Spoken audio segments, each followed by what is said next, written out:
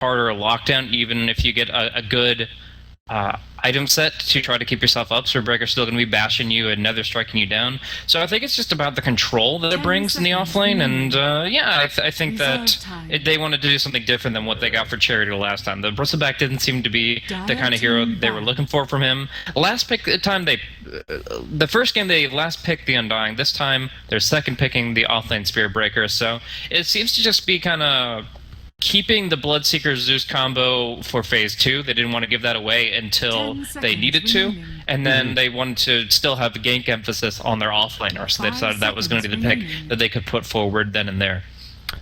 Fair enough. The Wraith King now going the way of Team Alpha. I like this pickup. It's actually pretty common to be seeing Wraith King when you've got a Bloodseeker on the other side, and you've also got some heavy single target focus such as the Spirit Breaker and Winter Wyvern. It's nice to be able to have a carry who is expendable, at least in his first life anyway.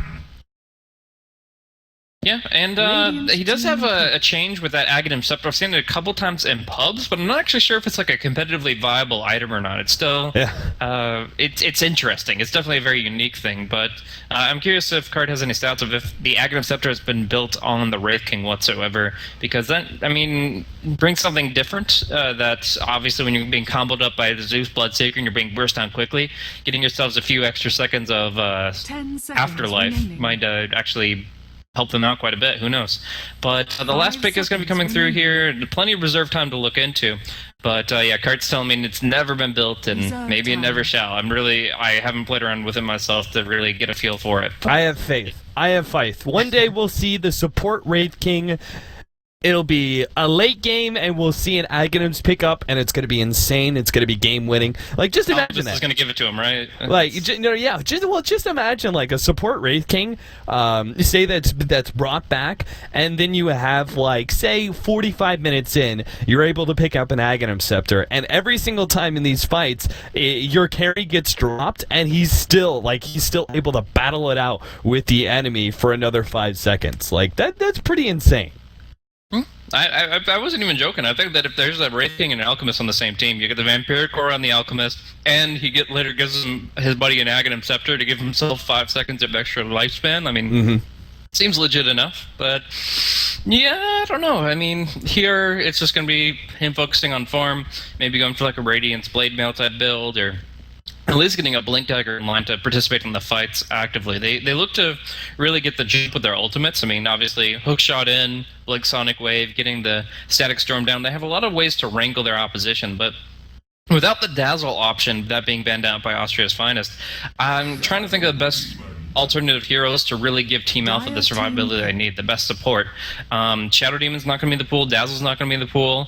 Naga Siren's not terrible, because you can snare the Bloodseeker and maybe Song if things aren't going your way, but overall, it's still just going to be a really difficult position to fight from. Do you think they could go for like an Abaddon or an Omni Knight or something like that?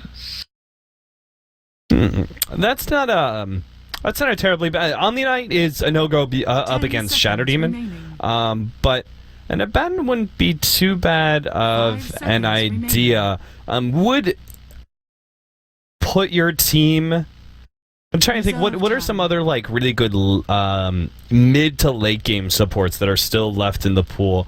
Because I'm trying to think about how much Team Alpha are going to be focused on the early game. Like, do they have to go essentially all in on trying to end this game by 30-35 minutes, or can they draw it out with a better support late game? Because I'm looking at Austria's finest, and Bloodseeker isn't that good of a late game carry. He's decent, but he's not going to outdo a Wraith King by any means. Zeus versus Queen of Pain, I feel like Quap has a slight advantage there, but Zeus is definitely still very strong. And then you've got Spirit Breaker and Winter Wyvern, who are incredibly good lockdown heroes in the late game. So that's where I see the slight advantage to Austria's finest past 40-45 minutes. And how would Team Alpha be able to essentially even out the playing field with this last support pickup? Either Witch Doctor or Ancient Apparition. Witch Doctor has the added advantage of canceling out a Charge of Darkness with the cask. The Ancient Apparition has the strength of canceling out the Bloodseeker's self-heal and the Winter Wyvern's Cold Embrace heal. So those two are something that's a little bit annoying to deal with, and I actually like the combo of Wraithfire Blast plus Cold Feet. Those two combo should get you double up, say, Wraith Fire still less slowing effect, as long as you have an Ice Vortex on that, should guarantee the Cold Feet follow-up, and it's actually like a classic dual lane I used to run with friends, so I think that it brings that mid to late game that you're talking about as the AA progresses towards an Aghanim Scepter, and like I said, it counters out a couple aspects of Austria's finest. All right, well, you're absolutely on the money. The Ancient Apparition is the choice here for Team Alpha. This does mean we have a very damage-focused defensive tri-lane coming out from Team Alpha, though probably... Actually, I mean, they could very easily kill the Spirit Breaker here. They've got Disruptor who can go for the early glimpse, actually, to make sure that the Spirit's never able to charge up. So they do have sort of a follow-up stun, make sure he never gets away. And then, obviously, as you said, the Wraith King Ancient Apparition of itself. So I feel like the Spirit Breaker is going to have to spend a lot of time roaming around into the middle lane because of how dangerous that tri-lane is. Meanwhile, the Clockwork facing up against a Bloodseeker, Winter Wyvern, and Shadow Demon. Much more control-focused from these two supports. Of course, the Bloodseeker is always incredibly dangerous to deal with, especially on a... he's very good in a 1 versus 1 scenario versus Clockworks. He's very good in most scenarios in 1 versus 1. So these supports could afford to actually keep like one or maybe even both of them rotating on that middle lane. So this is pretty interesting here. We're actually seeing the cores, 2 of the 3 cores, not buying any regen for themselves. Killa only has 1 pooled Tango, and same thing for Sonnet on the Zeus. The Bloodseeker and Zeus are just getting pooled Tangos, and this leaves the supports to pick up a set of Tangos and Salves individually. So Nova has a Tango and Salve, Hef has a Tango and Salve, and then I'm assuming the Spirit Breaker bought his own regen, but otherwise, they're really kind of just being very conservative in their economic start, where they just don't want to expend any unnecessary regeneration. Yeah, it seems like this is probably the only carry that you'll see do this, not going for any regen, because he knows like the Clockwork really isn't that threatening to him. He's got 2 supports behind him. Even the Winter Wyvern could heal him up with Cold Embrace if necessary, but it's really the fact that Blood Rage should always allow you to heal back up. Now, First Blood is going to be here in the top lane. A very simple pick off Austria's finest, challenging a rune that they really couldn't get. Yeah, I don't know. Arctic Burning, trying to just do something cheeky, but yeah, it's a 285 movement speed hero, and it's pretty easy to pin down. So, good that you're able to focus, capitalize on that, and get that early glimpse you're talking about. That they will mean chilling touches on cooldown for a little bit here, but overall, the fact that the pull is open to Team Alpha, as well as what we talked about in the kill potential against the Spirit Breaker once Wraith King gets his mana back, I think that Barrett is going to have another difficult laning phase ahead of him. Clockwork with his cog blocking does make the creep equilibrium go to his favor. The big advantage, of course, of a clock offlane over most others, especially on the Dire side. Really easy to make the creep equilibrium go your way, and should be able to get that fast level 2 or 3. You can see the Spirit Breaker, not so lucky. He's going to be zoned out from getting his level 2, and this probably should be the primary focus of at least one of the supports, is to always make sure the Spirit Breaker doesn't get his level 2, because at that point in time he actually becomes a powerful ganking hero. Sentry Ward's pulled by Hari over to the mid lane for Shaq, and actually immediately takes care of a lane ward that was just at the top of the steps here for the mid lane. So by taking care of that, they're actually able to create more opportunities where somebody can gank behind the Queen of Pain, and obviously Shadow Strike into anything is going to be giving the Zeus some trouble. Yeah, you know, this is becoming so popular, is to lay down the early mid-laning wards against the heroes. Like, it's most notably against, like, Leshrac, both with and against Leshrac. It's very important to have mid-vision, but some of the other intelligence cores, such as Zeus, get a big benefit out of it, because every single arc lightning, you can assure that it actually bounces to the enemy hero because you've got that vision. Yeah, and then of course just not putting yourself in a spot where you're ganked easily. I don't think there's going to be many rotations coming out of Disruptor Ancient Apparition, but there will be a few, and they want to keep that under control. And speaking of under control, Chair Raider just getting nothing here. Really just wants a rune, wants some experience, wants anything. He's finding absolutely nothing, and kind of just holding position towards the mid lane here. Not even going to stick around for an Ancient stack, since his team's not good at farming that either. So all in all, with the pull camp available for Team Alpha. It seems the Spearbreaker's getting very, very little. And although they did end up getting the D ward on the early ward that Icy put out, he actually TP'd and observered to block out that pull. It did get de-warded, but he still got cogs, at least to fall back on the Dire side. Right. And that allows him to constantly get experience under his tower. Nova did do a really good job. He managed to pull out a full triple pull, which actually got him a lot of experience, but as you said, with the cogs, Clockwork is still getting basically full experience in this off lane, especially when comparison to the Spearbreaker, who is still not level 2 by 3 minutes in. Now, jump in here from Shaq. He's got to be a bit careful, especially with the Spearbreaker kind of roaming on through. You never know when he's going to show his face in middle lane. Spearbreaker's now actually going to go and do some jungling, because he really doesn't have any other option. Yeah, at least he has a stout shield for it, so it's not going to be the most difficult thing for him to accomplish, but he desperately needs level 2 if he's going to pull off a single gank. Level 1 Spearbreaker is just a joke when it comes to actual initiation and disable. So he's going to go ahead and at least get himself to that level before he makes his first play of the game, but yeah, he's probably going to be like the least kill presence hero for quite some time just because of his innate disadvantage. I mean, compare that to his allies. Killa's got level 4 already. That Thirst is going to stack up some good move speed and damage for him. Nova's actually got 2 points in Soul Catcher, so it seems to be some real emphasis on the kill around the Rupture. We're actually going to see Hef here playing around the cliff with the Arctic Burn. Going to get a charge onto Icy, but a quick glimpse back kind of disrupts that situation. So we're just going to see them go back farming, and meanwhile, Wraith King has been completely uncontested. Like, Blitzseeker, at least he's like, oh, I gotta worry about the fight that might happen. I have to worry about the Clockwork moving in and messing with the creeps. Wraith King is just completely free farming with this Quelling Blade, and I think he's in a good position to rush a Hand of Midas. Yeah, actually, I think that's exactly what he's going for. Stacking up 1,400 gold. I can't imagine anything but Midas going to go the way of King soon. And Wraith King, probably another one of those, like I was talking about the Phantom Assassin earlier.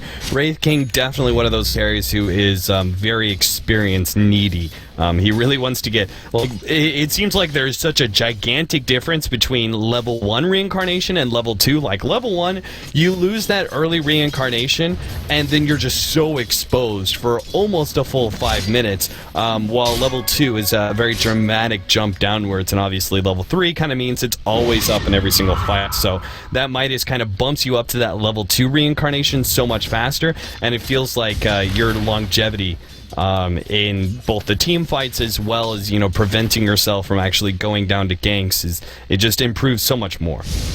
Yeah. So in this position now, Charator stuck at level 2.5. He's going to be charging out to the mid lane onto Shaq, who probably can just blink back if he sees it coming. And at this spot, what do you do to get back in the game as a Spearbreaker? Do you just hope that a good fight breaks out and you happen to be close enough to get the experience, or is there a way that you can actually pull yourself up by your bootstrap? Oh, this is exactly what you need to do. Put out enough pressure on mid that you can actually get a kill. Migi actually drops pretty low. Charator turns around to try and go for that kill. Lightning Bolt isn't quite there in range either, but that was a big pickup. That actually got him all the way over to level 3 and helps get, well, Migi as well. It seems like the Disruptor actually chose to go up that cliff instead of just backing out to his tier 2 tower. Not sure why, but and just trying to get back to the lane, I guess, but the top lane, that is, but no, I mean, the Spearbreaker there, they knew that Shaq had just blinked recently, so they were able to follow through on that, and that was actually really solid. But now the Sonic Wave is going to come through onto Hef, bring him down quickly. Disruption was available for Nova, but the timing was off.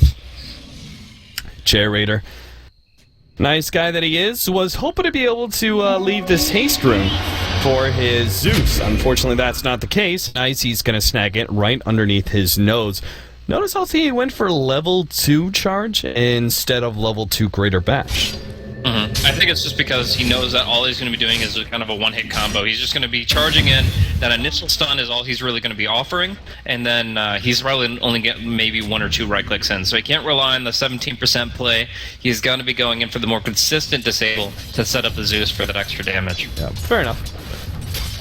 Killa already has treads on top of the poor man's shield that he had in the beginning of the game, and 1,000 gold. Our Wraith King has the Hand of Midas pickup, and it's going to be doing full-time jungle. Now, this does pose a bit of a risk, because he can be spotted out by the Bloodseeker if he drops too low. For example, right now, somebody like the Zeus Oh. wanted to use that ultimate. It's a free pickoff on the Wraith King. They knew he didn't have the mana, and this drastically sets back his farm for really no good reason. Now, bottom lane, it seems like they tried to go on Icy, not quite good enough. The Rupture prevented him from running away, but there was mass TPs. Meanwhile, the Ancient Apparition died at the top lane to our Winter Wyvern. Back over to the bottom lane now to disrupt. Jesus, I didn't even have a chance to call that one. That's the Blood Rage plus Soul Catcher. That was an insane amount of damage.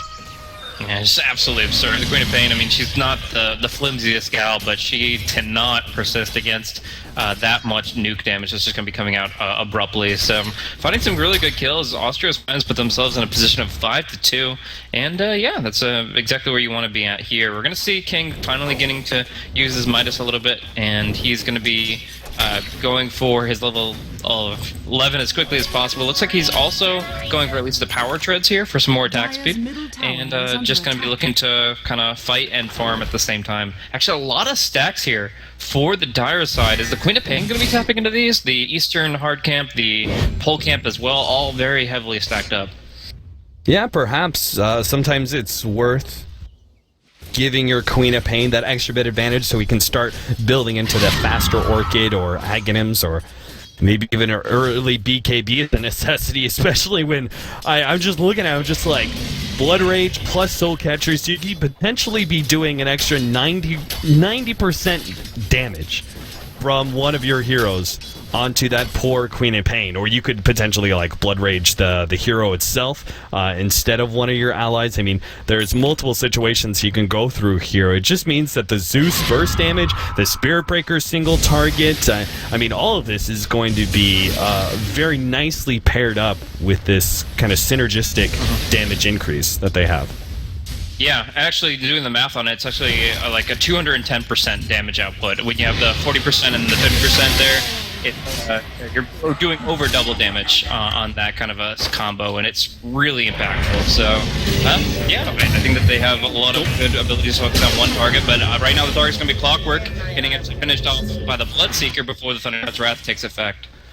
Everyone is just too low. I was looking at the Bloodseeker, I was like, holy cow, that damage, it's only level 2 Blood Rage. How is he dealing out so much? Well, that's because top lane was all below 50%, and Migi, who teleported in, was quite low as well. So our Bloodseeker is enjoying over max movement speed right now, and this is the key thing about a Bloodseeker. You gotta be making sure that you always keep regen with you, and you coordinate that as well, like making sure everyone stays above like that 50%. Zeus did 426 damage with his lightning bolt. That's 57% of Quap's HP. Jesus.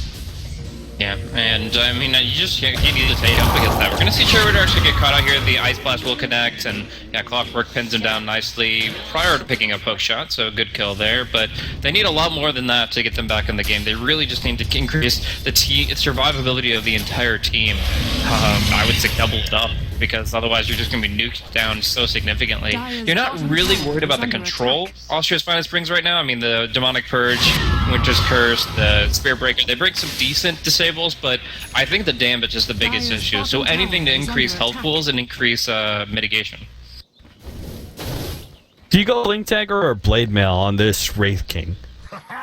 Blink is hard to pull off against the Zeus. Obviously not that great against the Bloodseeker either. Right. It's difficult to really use it to get into the engagements, but I don't know if Blade Mail is going to be offering enough either, because he's not really going to be the focus. Like, if you have Blade Mail, Midas on the Wraith King, all Austria's Finest do is just avoid the Wraith King. They just go for everybody else. We're actually going to see Charioteer caught again, this time with a shot, and we get another kill for the side of Team Alpha. But yeah, I feel like if you're the Wraith King, you pop the Blade Mail, unless you're already in a really terrible position where you're like 1v4, they're not going to even bother chewing into that health pool and reflecting damage on themselves. So maybe just go for another damage item. Maybe go for a Sanjin Yasha to get into the fight, a Maelstrom to farm a little bit faster. I've seen Radiance do wonders. Just something allows you to be more of a target. Charge coming in onto the Queen of Pain. Spirit Breaker desperately needs to make something better happen here, as he's just feeding away that bottom lane. And they are going to be able to make the connection here. This is perfect. Gets the kill on Shaq. Charioteer sets up this one beautifully for them. They will get Migi as well. Sonnet is going to be caught in a bad position, though. They managed to get the Winter's Curse onto King and just buying Sonnet time. But he doesn't really have an escape here. He should be going down. Chair Raider managed to get the charge out on Clockwork. He's going to go down as Killa comes in with his blade now. Now King is hoping to be able to just get a kill somewhere here, but he doesn't get anything. Everyone TPs out in front of him, and King makes that full rotation and is just unable to get anything out of that. Really well guided by Austria's finest. Yeah, they just have so much in terms of getting him good position, moving quickly. The Bloodseeker can do pretty much what he wants, and yeah, they use their TPs very effectively. Now they have the Force Staff on the Zeus, so they don't have to worry about getting caught inside cogs for Sonnet, and even I believe the Winter Wyvern's Arctic Burn allows them to move over it. So like that kind of stuff allows them to just kind of traverse the battlefield better, and it seems like the only one going down this game at all is Chair Raider, who actually gets caught out by the Queen of Pain bottom, just using the ultimate, dropping him down quickly. He is 3 of the 6 deaths, and the others are actually the Winter Wyverns. Only 2 heroes have actually been killed this game. They've just been killed 6 times in total. Yeah, this just means Bloodseeker is obviously going to get rapidly out of control, but Sonnet as well. Now, the Sonnet was, I guess, trying to set himself in a position to be able to Force Staff and go for Migi, but it was a bit too dangerous now. Clockwork spamming out the hookshot, really wants to go for this kill. They do manage with the Blood Rage to get 1 kill, and now the Clockwork managed to land his hookshot, but Sonnet's going to be able to get ahead of that one. Oh, it's just disaster everywhere for Team Alpha as they lose 4 and are now going to drop the Wraith King again. Reincarnation down as well as the actual hero. Tower dies as well. That could have been so good with the Clockwork managing to land his hookshot against the Zeus and the Ice Blast coming in, but Sonnet was able to run himself out of there before the Ice Blast hit, and we're really seeing the power of the Blood Rage Zeus. I mean, he just destroyed Miki with that last lightning bolt. Absolutely, but there is one nice thing about that last fight for Team Alpha is the Ancient Apparition actually got the hit onto the Bloodseeker. He shattered him with the Ice Blast. He dropped down just with like the second to last tick into the Shatter Threshold, so that instantly gives the Ancient Apparition Hand of Midas, where he just picked up a Glove of Haste. He got like 780 gold, 760 gold from that Bloodseeker at global range, and now suddenly a Hand of Midas is in his hand, so it could be actually looking towards a legitimate level 16, but first, it looks like he's going to be in some trouble here. Sonnet actually flubbed the Force Staff, it looks like, so there's the Lightning Bolt, and there's going to be the kill. It just took a little bit longer. Yeah, it doesn't matter. He should have been able to Force Staff through those trees, but he still gets some nonetheless. I mean, I think Hard realized, like, there's no way I get out of this without a quick TP, as the Spirit Breaker is no doubt charging me, and sure enough, not even the TP was going to be good enough. That Tier 1 tower is going to be dropping here quite soon. The Rocket tries to slow it down. The Ice Blast could be coming in as well. They do have a Disruptor as his level 6. If he managed to get Killa with some rotations here. The Blood Right goes out. Good setup there. Managed to get the Silence of the Wraith King. Winter's Curse. Killa just desperately trying to get out, but IC locks him out with that hook shot. And now they've already lost 1. Hef, he's probably going to be following his ally into the Death Realm. Oh no, he actually throws out another one. They had to back up. King, who didn't have his reincarnation, was already low enough. He had to back himself away. And Icy threw out the hook shot already and had no more mana. So they just ran out of steam on the side of Alpha. Yeah, the only way that they're going to win fights is if they take the Bloodseeker down first, essentially, because otherwise every bit of damage they do to everybody that's not Bloodseeker costs them health. They're trading hits, they're losing HP, and suddenly the Bloodseeker runs in with 700 to 800 movement speed, and it's like only the cogs or kinetic field can lock them down then. So overall, I think it's good that they had that focus, and the good glimpse back from Bloodseeker's aggressive position allows them to get the key. That was 1 kill, and they need a lot more. I mean, they're just getting absolutely trounced by the Zeus, who did go for the max arc lightning build, but I think it's completely reasonable considering the Blood Rage synergy. Oh yeah, absolutely. I'm just watching like the Winter Wyvern. Like his damage nuke is insane. 340 damage. I'm suspecting that's going to be nerfed soon after TI, solely because it's insane how much this Winter Wyvern is able to put out, especially with such a low cooldown. Just him and the Zeus practically popped the Queen of Pain together. Like 1-2 nuke combination brought the Queen of Pain really low. If they'd actually had the Zeus ultimate earlier, they could have actually killed Shaq. Now, that ultimate was thrown out just to be kind of a scouting ultimate, see what was around Miggy.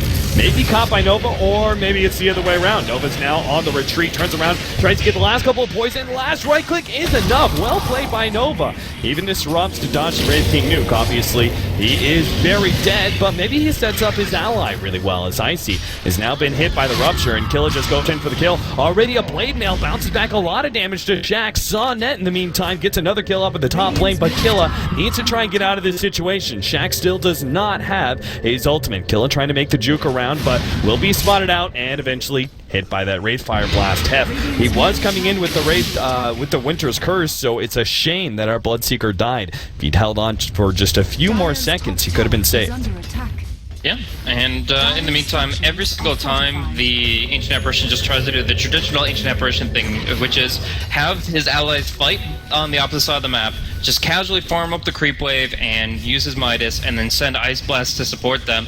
Every single time he does that, there's two people ganking him, and Zeus is the one this time around gets the kill in the process. So Ancient Apparition under his tower once again dies, and he can't really farm to progress. He's getting, 800 gold maybe, but we're going to see that jump onto the Disruptor. This is going to be a nice Ice Blast, but can they follow it up with anything?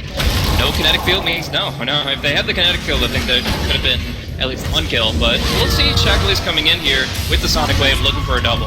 Oh man, that Sonic Wave managed to take a bolt out, but here comes the Spirit Breaker. Immediate bump onto the Queen of Pain after the charge completes. And triple kill for Nova. This is going to be, I mean, Cart, put it on record here. This is coming. The fastest Aghanim Scepter I've ever seen on the Shadow Demon.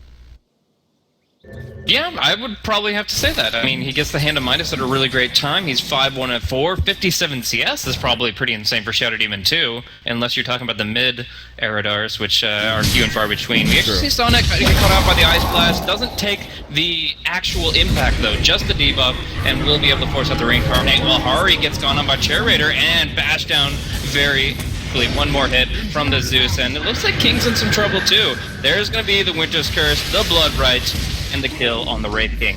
That's a double kill for Sonnet. That's 11, 1, and 10 on the Zeus, and yeah, they are just all getting massive farm this game. Sonnet is out of control. I mean, he is still beyond godlike because he suicided his last death.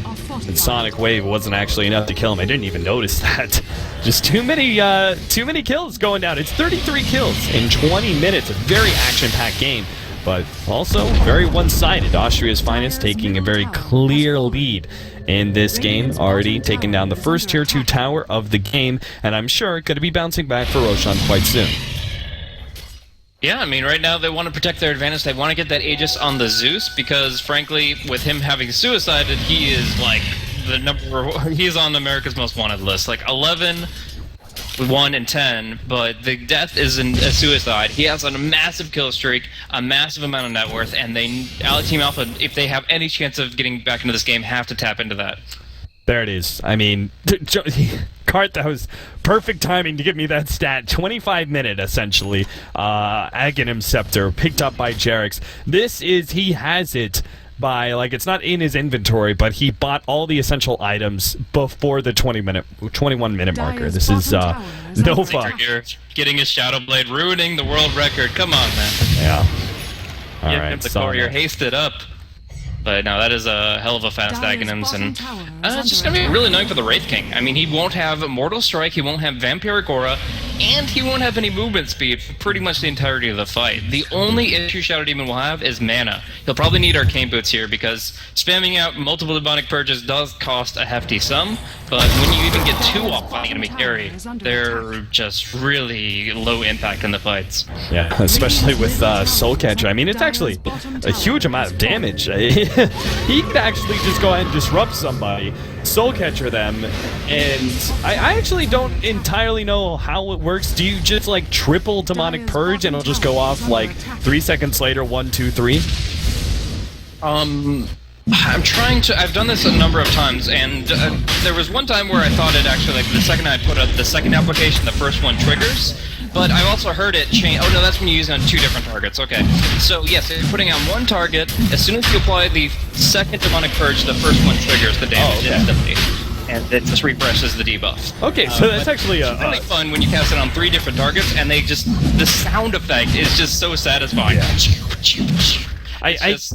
Yeah. See, you could actually use it this early because you picked it up so early, and a Shatter Demon already has level 2. You can actually use it to burst somebody down, like Disruption, Soul Catcher, Triple Purge, and you're talking about instantly over 600 damage because the increase there, and then eventually you over 900 damage. You throw a couple of right clicks and a Shadow Poison or 2 in there, and this is you could actually burst down almost anybody in this game on the side of Team Alpha. Yeah, there's definitely a lot of value in it, and it's going to be very difficult for Alpha to mitigate this and to survive against it. I mean, the Aghanim Scepter and Queen of Pain at least helps their health pool. Ancient Apparition is going to be working his way there, but what of the 4 Clockwork? Like, he's trying to go for a 25-minute Blade Mail, and he has 1,000 health to work with. Like, how can he withstand a drop of this damage? I don't know, man.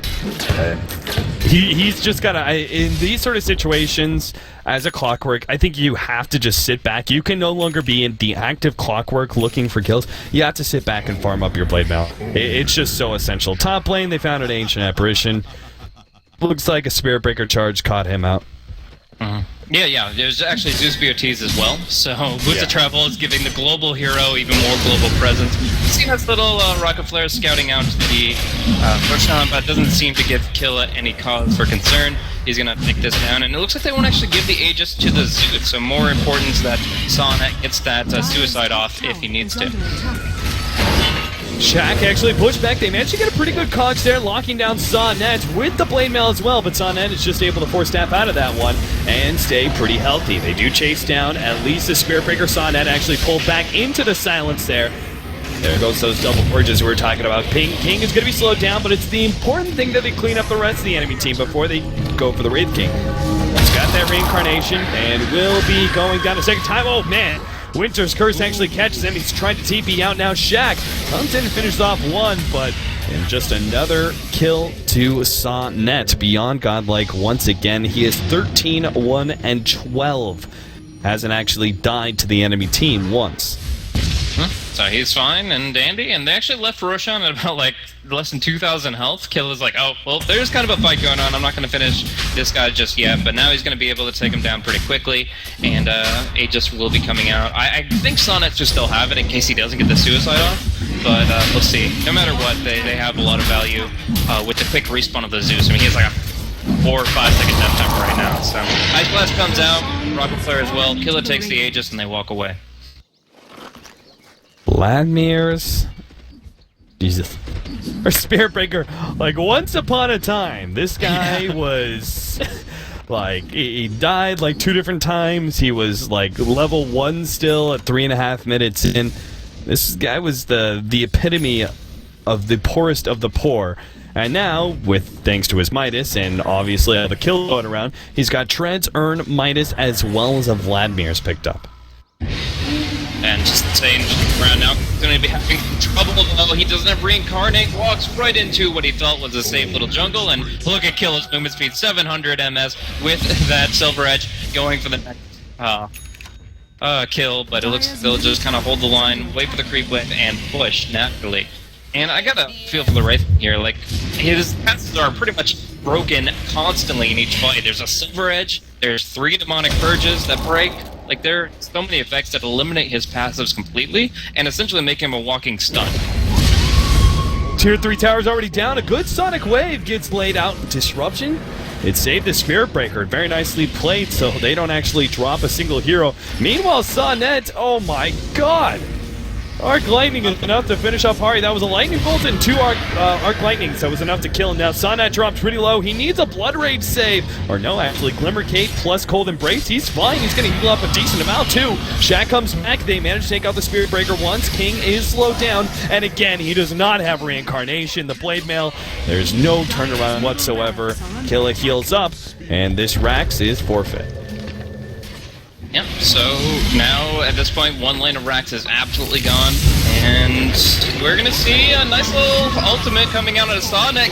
Can't even finish him with a nice Glimmer Cape, a nice disruption. Sonnet is still just unstoppable here and won't even have to suicide as he's gonna be able to be healed up and they'll walk away together.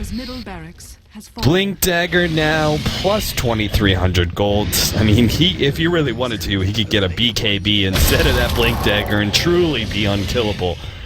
But as the status of the game is 27.5 minutes in, 32-13, it seems like Sonnet just really wants to focus on being able to obtain even more kills with that Blood Rage. Now being able to just jump in, Force Staff and Blink Dagger into a position, get those massive nukes out. Look at Icy's HP! The blade mail. Oh my god! That is just insane. Especially with the way the Blood Rage works. Just being able to refill up on that HP, so even if they do manage to get like the blade mails off and deal some damage back to him, it just doesn't matter. Because if he doesn't die to it, he heals back up.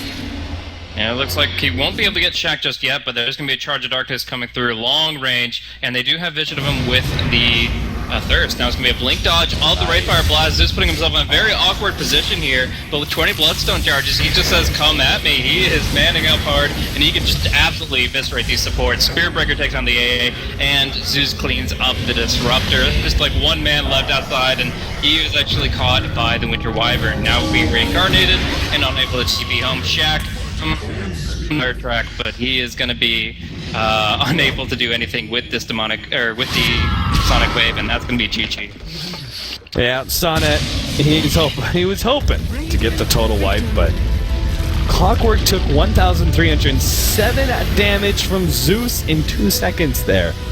That's a Lightning Bolt, an Arc Lightning, and an Ultimate. Almost 1,500 damage. Pretty insane stuff. So the power of Bloodseeker, Shadow Demon, and Zeus combined proves to be way too much for Team Alpha to handle, and that brings it close to our series now, as that is going to be only the first series of the day. We have another one. Scary Faces is going to be taking on Zero Respect, the French team. In the lower brackets, Scary Faces actually got knocked down by Power Rangers, while Zero Respects got knocked down by 4CNL, but managed to beat Elysium to move on to the next round of the losers bracket. So more loser bracket matches coming up, guys. Hope you guys will stick with us. It's going to be about a 20-minute break, but then we will have more excellent Dota for you.